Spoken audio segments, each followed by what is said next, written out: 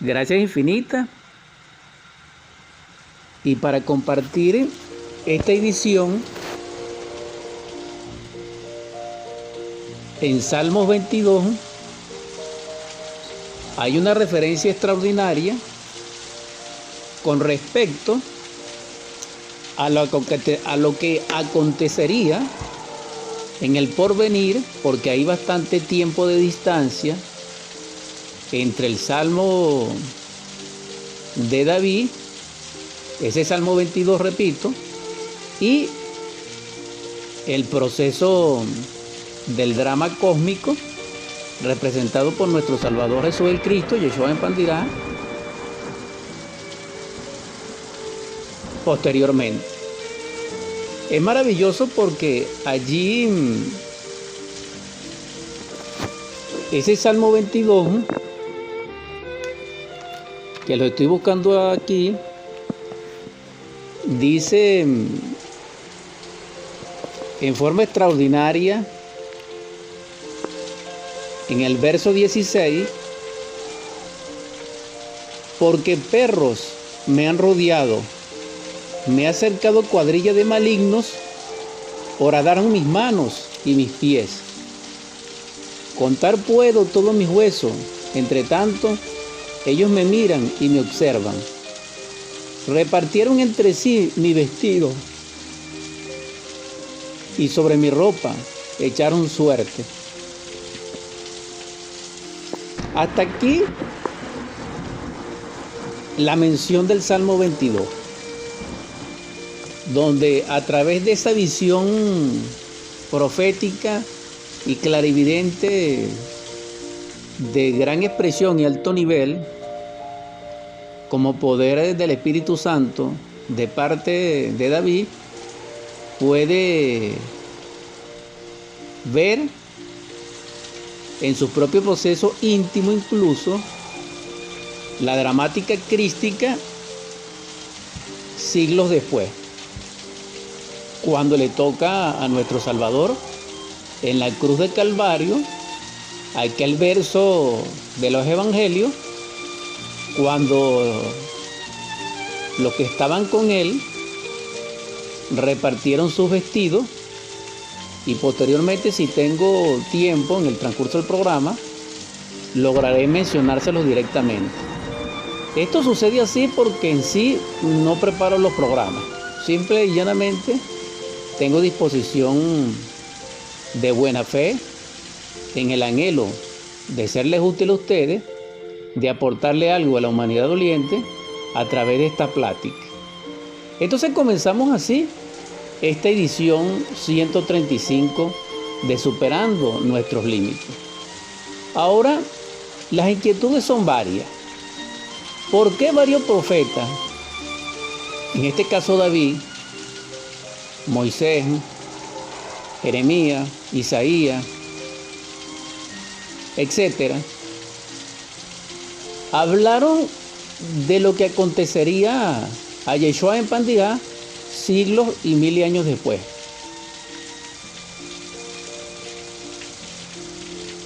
Entonces vemos allí grandes capacidades cognitivas de estos seres, de estos profetas.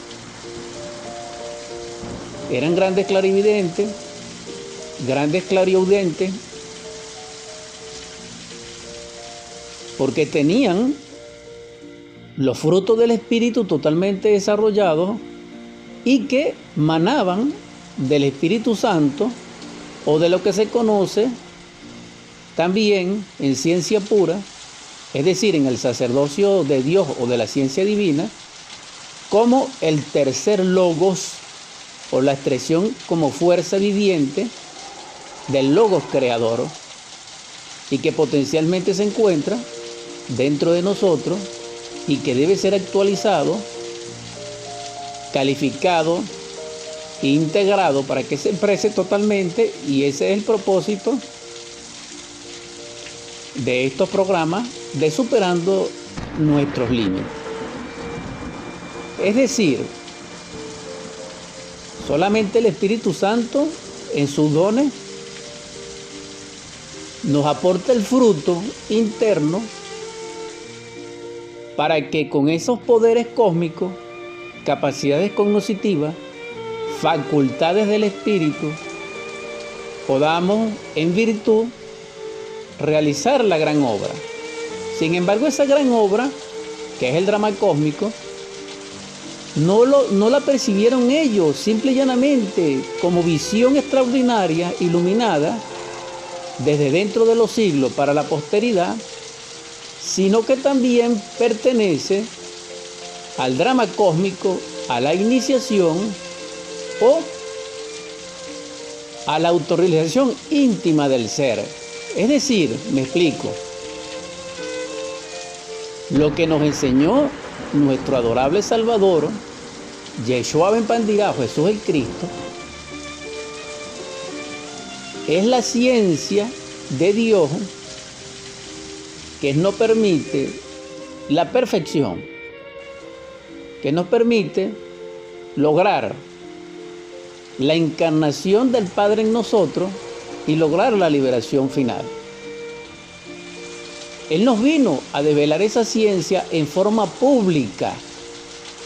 Esa es una de las razones, no como argumento intelectual, sino como causación de que los antiguos profetas, miles de años antes, dijeran lo que iban a acontecer. ¿Por qué? Porque el Cristo no solamente se manifestó en Yeshua Ben Pandirá, en esta tierra, sino que siglos y miles de años antes también se manifestó, pero no como Salvador, pero sí como un logo, sí como un Cristo viviente. Y hay bastante documentación al respecto, pero lo dejaré en este instante hasta allí como reflexión. Entonces repito, el drama cósmico, la ciencia divina para convertirnos en Cristo, en logos vivientes, y llegar a la morada del Padre y ser libre totalmente, o en otras palabras, penetrar al Regnum Dei o al Magis Regnum, es a través del sacerdocio de Dios, para que Él nos permita en su fruto, en su misericordia, bajo los méritos de nuestra fe, que se fundamenta en obra, en probación y en paciencia, trabajando con ese negar, niégate a ti mismo, con ese toma tu cruz, que en sí es una senda transmutatoria y de amor, y por último sígueme, que significa ama a la humanidad doliente en forma profunda. Al realizar esos principios de todo Cristo, de todo Avatara, de todos dos veces nacidos, entonces surge en nosotros el Cristo íntimo para salvarnos. ¿De dónde? De las profundidades de nuestra conciencia superlativa del ser. Ese drama cósmico no es público. Sin embargo, fue necesario que Yeshua Ben Pandirá diera testimonio de él y testificara de él en forma pública, es decir, fenoménicamente en carne y hueso, para que la humanidad no tuviera ninguna justificación en decir que no se le dio la oportunidad de elegir entre la luz y las tinieblas, de elegir entre el amor y la crueldad, de elegir entre la liberación y la esclavitud, de elegir entre la muerte y la resurrección, de elegir entre el ser y no ser. Y esto es algo muy interesante, porque con esas palabras unimos el evangelio crístico con la sabiduría de Shakespeare. Y esto es algo extraordinario, porque vemos que no solamente dentro de lo teológico, sino que también dentro de la literatura clásica coinciden grandes genios de que es posible que nosotros nos transformemos en criaturas solares, es decir, en hijos del hombre, es decir, en Cristo. Porque el Cristo en sí, dentro de la divina dinastía solar o de Dios, porque recuerden que Dios es dioses, es decir, para que Dios sea Dios necesita ser la unidad del todo. Y así, en su principio unificador y unificante, es la unicidad. Eso implica matemáticamente y en forma absoluta, sin temor a equivocarme, que cada una de las partes de Dios es Dios mismo. Y su sumatoria total íntegra es Él. Por eso Él dice, yo soy lo que es. Y nosotros tenemos que decir en ese caso, Él es Él. Para llegar a esa comprensión, Dios es la sumatoria de sus partes. Entonces Dios es Dios. Eso no significa ni fanatismo ni dogma, ni tampoco significa, dijéramos, un politeísmo, no. ¿Por qué?